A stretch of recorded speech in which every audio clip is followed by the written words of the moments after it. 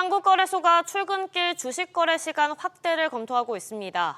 대체거래소 넥스트레이드보다 개장 시간을 1시간 앞당긴 방안도 검토하고 있는데요. 고려해야 할 변수도 많습니다. 이민우 기자. 네, 이민우입니다. 한국거래소가 오전 7시 개장을 검토하고 있다고요? 네, 한국거래소가 넥스트레이드 프리마켓보다 1시간 더 일찍인 7시부터 개장하는 방안을 유력하게 검토합니다. 그간 한국거래소는 오전 9시부터 오후 3시 30분까지 정규장을, 오전 8시부터 9시, 오후 3시 40분부터 6시까지 시간외 시장을 운영하고 있습니다. 거래소는 기존 정규장을 앞당기는 방안과 함께 프리마켓을 개설하는 방안을 금융당국에 보고했는데요. 여기에 더해 오전 7시부터 7시 50분까지 프리마켓을 개별적으로 운영하는 방안도 포함됐습니다. 거래시간 연장 등이 논의되는 이유는 넥스트레이드의 급부상 때문인데요. 한국거래소 입장에서는 경쟁 우위를 점하기 위한 조치이자 동시에 넥스트레이드 점유율 한도 관리에 따라 공동으로 시장 운영제도 개편에 나서야 하는 상황입니다. 현재 한국거래소의 거래시간 변경은 거래소 업무 규정 개정 사안이지만 금융위원회와의 협의는 필요합니다. 증권사의 시스템 구축이 필요한 상황이라 내년 하반기쯤 시행될 가능성이 점쳐집니다. 만약 거래 시간이 늘어나면 어떤 효과가 있을까요? 네, 거래소가 오전 7시부터 개정하면 출근길 주식 거래 시간이 늘어나 투자자들의 편의성이 늘어날 전망입니다. 다만 주식 거래 시간이 최대 13시간으로 확대되면서 국내 증시의 피로감을 느끼는 투자자가 늘어날 것이란 관측도 나옵니다. 경쟁 확대도 우려 요인입니다. 한국거래소가 프리마켓을 7시에 개장하는 방안이 채택되면 대체거래소인 넥스트레이드도 프리마켓을 1시간 앞당길 가능성도 배제하기는 어렵습니다. 또 넥스트레이드가 도입되면서 올해 상반기 전선 오류가 빈번하게 발생했는데 이 같은 전선 오류가 또 발생할 수 있다는 우려가 나옵니다. SBS 비지 이민우입니다. 오늘부터 가상자산 거래소가 운영하는 대여 서비스가 제한됩니다.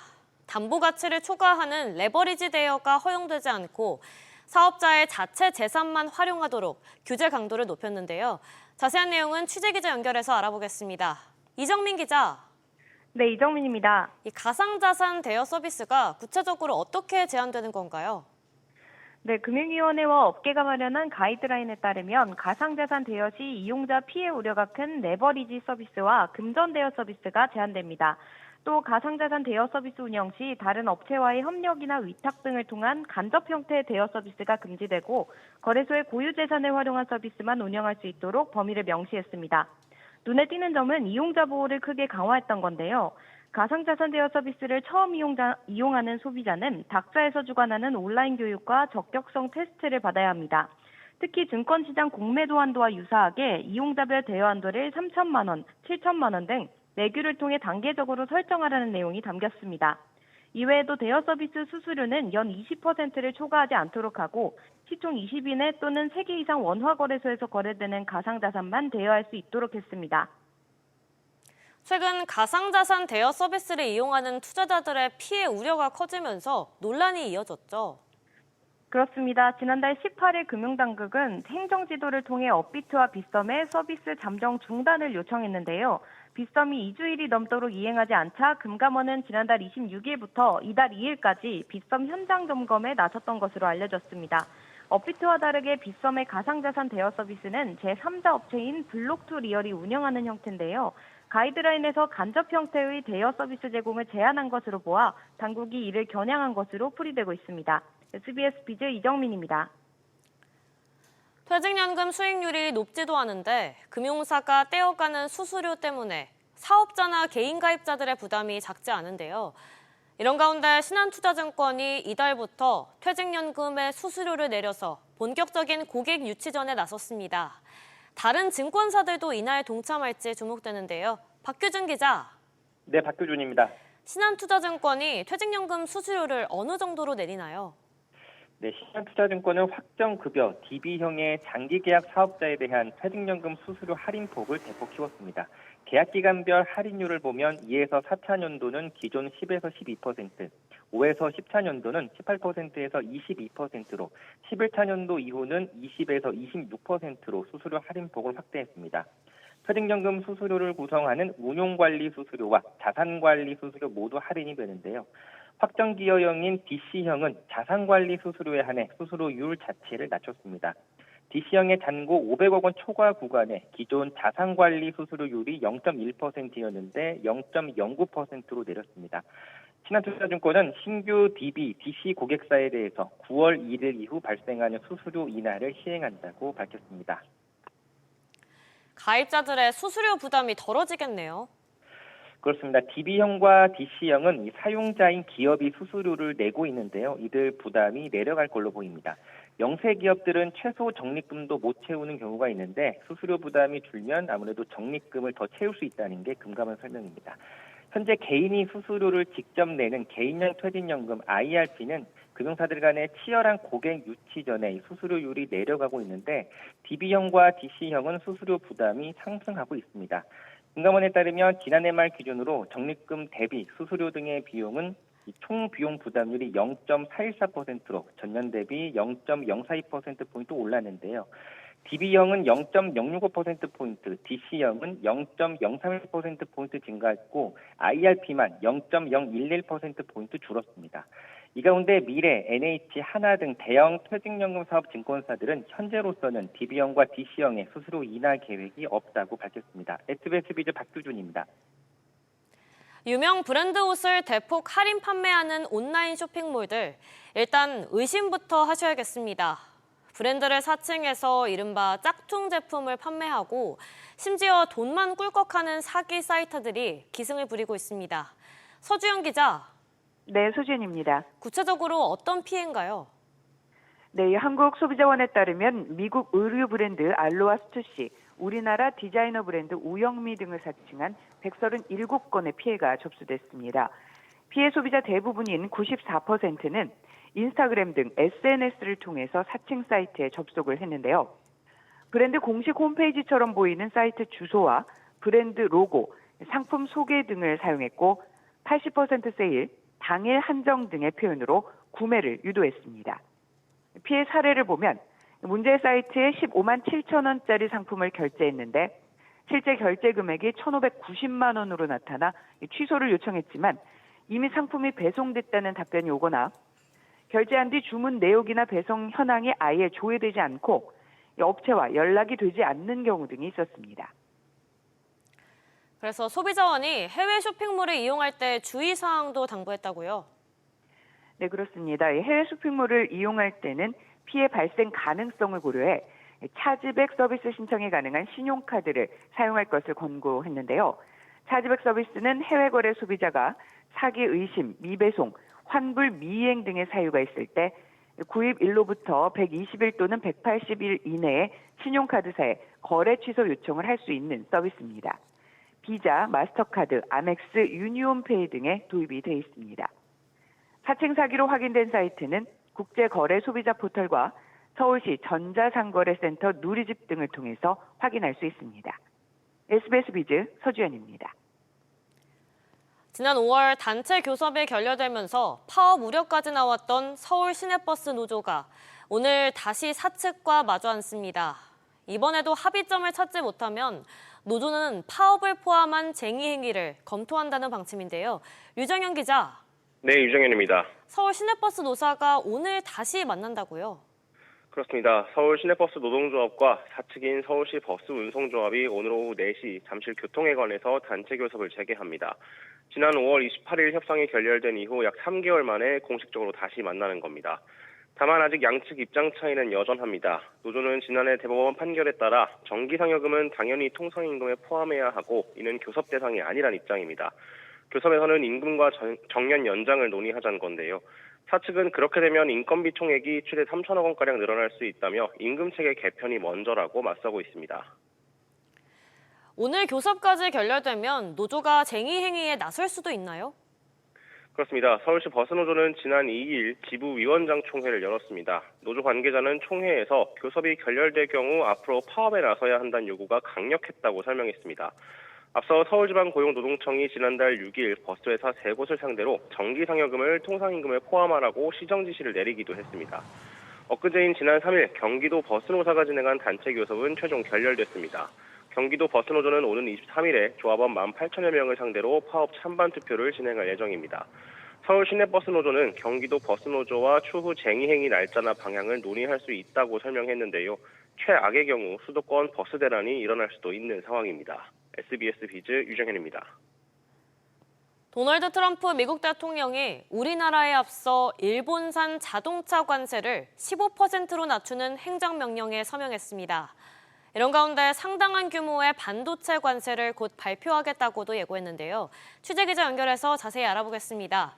정광윤 기자. 네, 정광윤입니다. 우리보다 일본부터 먼저 관세를 내렸네요. 네, 무역 합의 세부 내용을 두고 한일 모두 미국과 이견을 보이며 절차가 미뤄지던 와중에 일본 쪽 먼저 마무리가 된 겁니다. 이에 따라 도널드 트럼프 미국 대통령은 일본과 무역 합의를 공식 이행하기 위한 행정명령에 서명했습니다. 여기엔 일본산 자동차와 차 부품에 부과해온 25%의 품목별 관세를 15%로 낮추는 내용이 포함됐는데요. 일본 언론은 이르면 다음 주 발효될 것이라고 전했습니다. 우리나라 역시 자동차 관세를 현 25%에서 15%로 인하하기로 미국과 합의했지만 대미 투자 등 다른 합의 분야 세부 사항에서 의견이 달라 행정 절차가 늦어지는 것으로 알려졌습니다. 이와 관련해 이번 행정명령에선 일본 정부가 5,500억 달러를 투자하고 미국 정부가 투자처를 선정할 것이라고 명시했는데요. 또 미 상무부 장관이 합의 이행 여부를 모니터링하고 일본이 이행하지 않으면 관세 행정명령을 조정할 수 있다는 내용이 담겼습니다. 미국은 이 자동차 관세를 미끼로 해서 막대한 대가를 요구했었는데 근데 이게 끝이 아니라고요.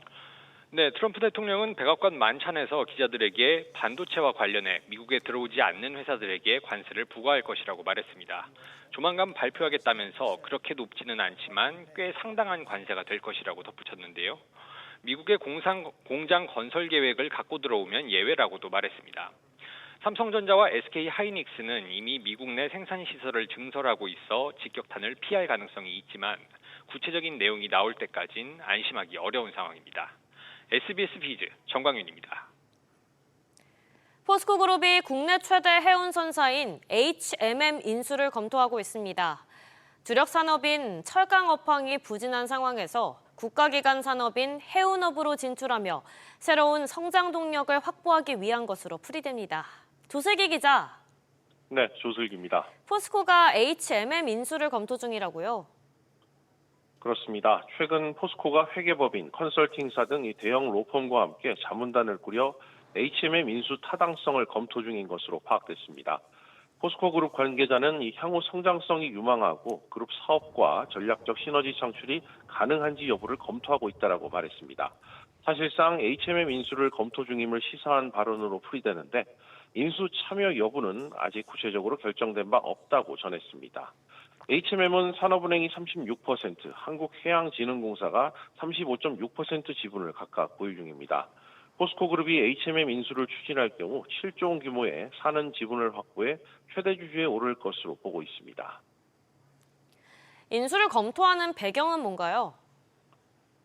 네, 최근 철강과 2차 전지 사업 모두 이 장기 부진을 겪으면서 신사업 발굴 필요성이 커졌고 해운업 진출 여부를 검토하게 된 것으로 보고 있습니다. 철강 원료인 철광석과 석탄 등을 대형 선박으로 수입하는 포스코가 해운사를 직접 운영할 경우 연간 수조 원 규모의 물류비를 절감할 수 있습니다. 지난해부터 저수익 비핵심 자산을 매각하고 그룹 전반의 구조를 개편하는 움직임의 연장선에서 신사업 인수 필요성이 커진 것도 배경으로 꼽힙니다. 또 임기 반환점을 둔 장인하 포스코 회장이 그룹의 사업 포트폴리오와 시너지를 낼 신성장 동력 확보를 위해 승부수를 던졌다는 분석도 나옵니다. SBS 비즈 조슬기입니다. 은행이 빌려주고 못 받은 돈인 부실 채권이 좀처럼 줄지 않는 가운데 중소기업 대출 부실은 5년 만에 최고치를 기록했습니다. 카드사 연체율도 10년 반 만에 가장 높아지면서 금융 시스템 전반에 경고음이 울리고 있습니다. 이한승 기자. 네, 이한승입니다. 우선 이 은행 부실 채권 비율이 상당히 높은 수준이라고요. 네, 그렇습니다. 금융감독원에 따르면 올해 6월 말 기준 국내 은행의 부실 채권 비율, 즉 고정이하 여신 비율은 0.59%를 기록했습니다. 이는 2021년 3월 말 0.62%를 기록한 이후 지난 3월 말 기록했던 최고치를 다시 유지하고 있는 겁니다. 부문별로 보면 대기업 여신 부실 채권 비율이 하락한 반면 중소기업 여신은 0.9%로 3월 말보다 0.01%포인트 상승했습니다. 중소기업 여신 부실채권 비율은 5년여 전인 2020년 3월 말 0.93%를 기록한 이후 처음으로 0.9%대에 진입했습니다. 가계여신 부실채권 비율은 전분기 말 수준을 유지했습니다. 주택담보대출은 0.01%포인트 상승했고 기타 신용대출은 0.01%포인트 하락했습니다. 그런데 카드사 연체율까지 높다고요? 네, 6월 말 기준 카드사의 총 채권 연체율은 1.76%를 기록해 지난해 말보다 0.11%포인트 상승했습니다. 이는 10년여 전인 2014년 말 1.69%를 기록한 이후 가장 높은 수치입니다. 고정이하 여신 비율도 1.3%로 지난해 말보다 0.14%포인트 올랐습니다. 대선 총당금 적립률은 106.3%로 지난해 말보다 소폭 하락했지만 기준치인 100%는 넘겼습니다. 자본 적정성 지표인 조정 자기자본 비율은 20.7%로 경영지도 기준인 8%를 웃돌았습니다. 상반기 전업카드사의 순이익은 1조 2,200억여 원으로 지난해 상반기보다 18.3% 줄었습니다. 금감원은 연체율과 고정이하 여신 비율이 상승했지만 대선 충당금 적립률과 조정 자기자본 비율이 규제 비율을 상회하고 있어 손실 흡수 능력은 양호하다고 평가했습니다.